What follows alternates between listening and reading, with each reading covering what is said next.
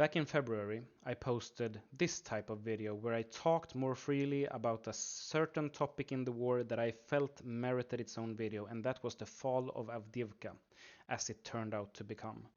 When I made that video, the Russian forces had just broken through and cut Avdiivka in half and was about to envelop it, and I predicted major Ukrainian withdrawal or a defeat, if not. Since then, 2 months have passed, and the Russians have been advancing from Pervomaisky here on a fairly broad front to Berdichi here in the north, going quite slowly but steadily forward. That's not what I want to talk about. What I want to talk about, however, is something quite different, but in the same sector, and that's this, as I see it, breakthrough here. A Russian breakthrough, the likes of which we haven't seen so far in this war at all. If you zoom out, it's not a big deal at all, but its significance is not on the map. Not mainly on the map, at least. This is the map from the Institute for the Study of War, and the dark red here is territory captured in the last 24 hours that is verified. And just by looking at this so far, you can see that an entire village have fallen in the last 24 hours. That does not happen in this war at all. This is sort of unheard of. Usually it takes months or at least weeks for the Russians to capture a village, and now it took a day. And if you want to believe the Russians, the same goes for Solovyove. So it's not just one village, it's two. That alone is not even the main part about this breakthrough that I wanted to talk about, because the main thing here is Oshiretine. I'll tell you the story that I've heard from pro-Russian sources, and you can believe this or not. I want to be clear, I'm not sure this is true. I just heard it, all right? Apparently, the Ukrainian forces have defended this town, it's a minor town, for far too long without relief. And the nail in the coffin was when Zelensky, I believe it was last week or maybe the week before that, signed this bill removing the limits for how long Ukrainian forces may serve in a row. The limit was 36 months. That's out the window now. That was simply too much for the Ukrainian defenders, and they sort of left the city. They said, no, we will not fight for it, not now. And apparently the Russian forces sort of captured it, not without a fight, but with relative ease. And the geolocated footage that I've actually seen is, and this doesn't mean anything necessarily, but what it shows is that Russian forces stand, and it's geolocated that it's in Oshiretine, stand in the open waving their flags without a care in the world. Not very cautiously, which means that the Ukrainians are not near, they do not fear an imminent attack.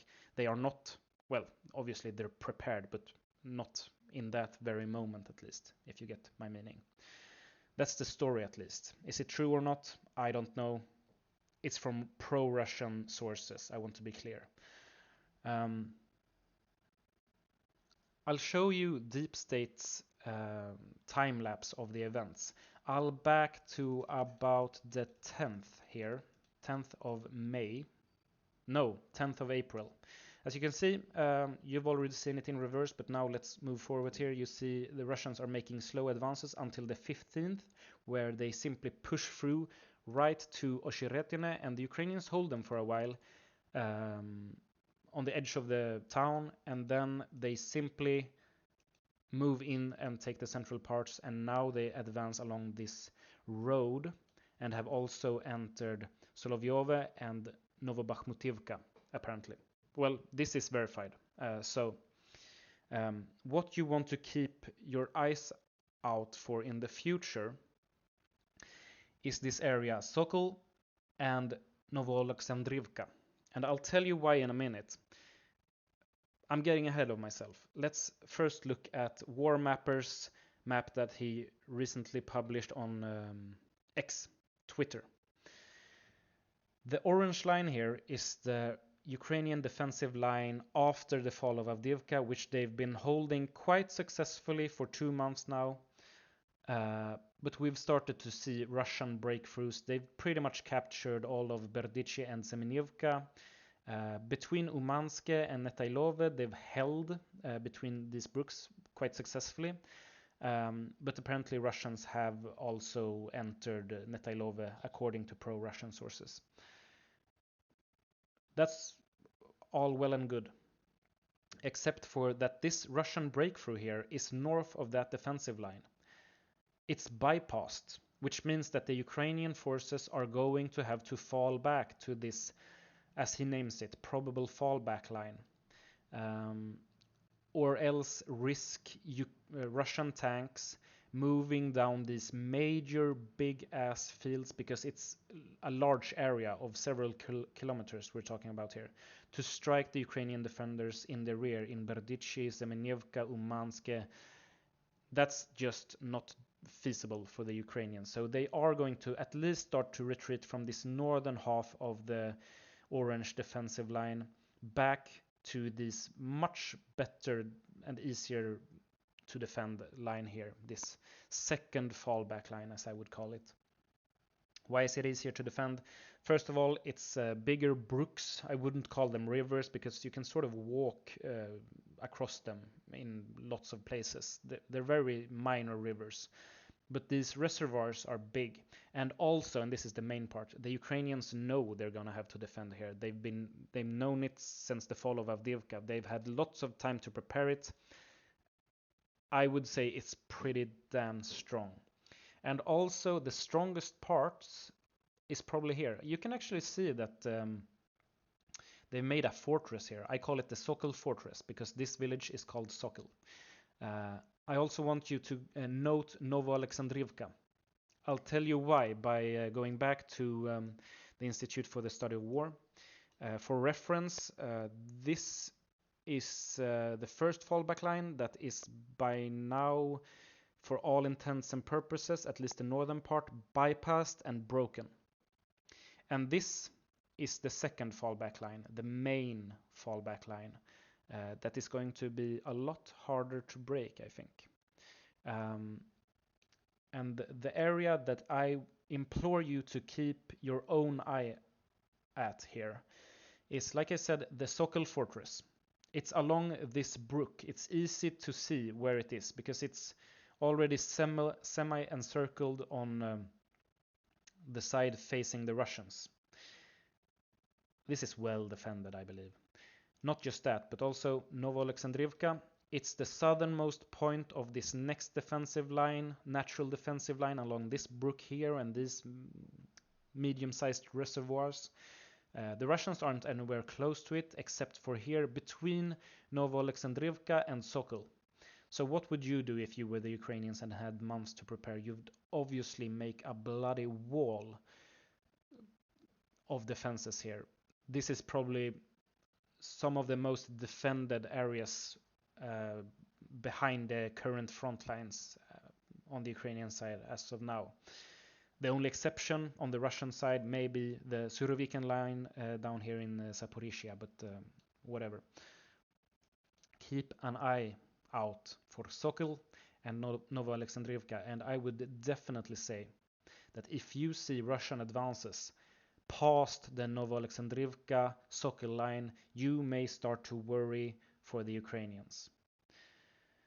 So, how big is this breakthrough as of right now? Well, first of all, it's developing at a rapid speed the last few days. So that's something I want to get across. Also, what I want to mention is that on a zoomed out scale, this is not a big deal on the map. Not on the map, all right? So this doesn't mean that Donetsk will fall in a week or a month or a year. The significance of this is that if you believe the Russian stories, you see major cracks in the Ukrainian morale, on a local scale at least. But even if you don't believe the Russian perspective, geolocated footage proves that there are not major, but not minor cracks in the defensive line as of now. And the third thing that I want to get across here is that this is the first time in this war that we see this. It's the first time that we see entire villages fall in a day. 2 of them, if you believe the Russian claims here. We'll see in a few days if that turns out to be true or not. But so far, at least, I mean, even just this that we already know, I think it merits its own video, which this is. Cracks in the front lines. And it's also, I mean, we saw breakthroughs in Avdiivka, but that wasn't the same thing, because that was Russian forces breaking through towards their own forces, enveloping a salient of Ukrainian forces stuck in the city. So this is quite different in that it is a narrow breakthrough straight into the rest of Ukraine, which indicates a lot of confidence on the Russian side here.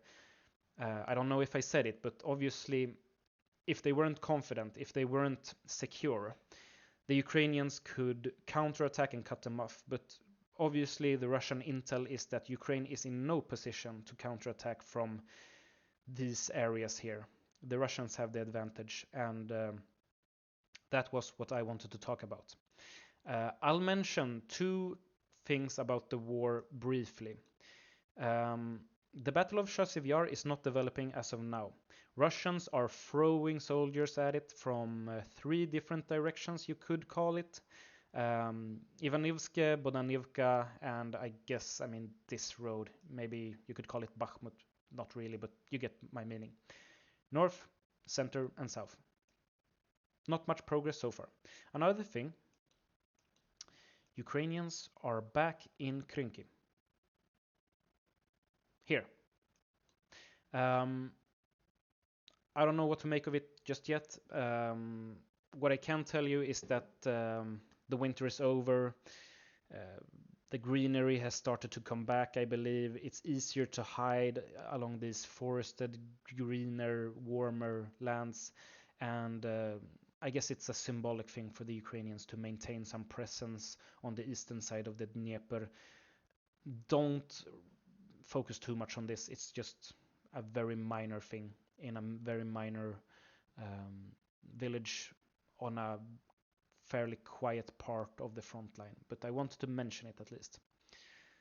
Last but not least, I'm planning to go back to Ukraine. You may remember that I went to Lviv last summer and got a first-hand view on life in Ukraine during the war. Very interesting. Now I'm going back. I'm planning a new journey through Europe. As you may know, I live in Stockholm. I'll go to Copenhagen to meet some friends, then I'll go to Munich to meet some friends, then I'll go to Ljubljana to meet some friends, and then I'll go east. Maybe to Tiraspol first to see what the old Soviet state was like and to witness a Russian puppet and to see the statue of Lenin. I think that would be very interesting. Then to Odessa, which I hope I get to do, but it's not set in stone. We'll see. Then my preliminary plans are to go to Kiev, and if I manage to get there, I'll obviously visit Irpin and Bucha to see the damage. And then back to Lviv, and then probably to Poland to go back home. This is in May, the latter half of May. It's the first time I mention this to you, so you know now in advance that there will be a break in the uploads in May, probably. Again, it's not set in stone. I'll keep you posted in the community tab, but now you know. Thank you very much for watching this update. I don't know how to make an outro.